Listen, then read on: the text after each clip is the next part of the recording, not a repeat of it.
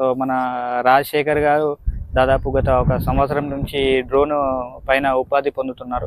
పర్లేదు, మనకి ఏంటంటే సీజన్లో మాత్రమే మనము దానికి పెట్టిన పెట్టుబడిని రాబట్టుకునే అవకాశాలు ఎక్కువ ఉంటాయి.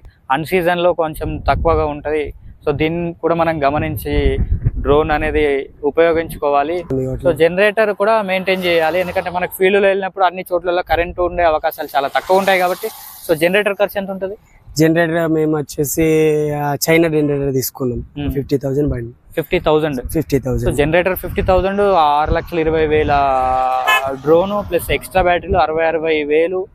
సో ఇవన్నీ మళ్ళీ దానికి డ్రోన్ మెయింటైన్ చేసుకోవడానికి వెహికల్ హెల్పర్ అనుకోవచ్చు. సో ఒక పర్సన్ ని మనం ఎంబటైతే ఉంచుకోవాల్సి వస్తుంది.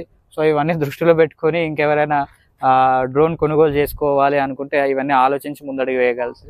సో నమస్తే అండి. నమస్తే.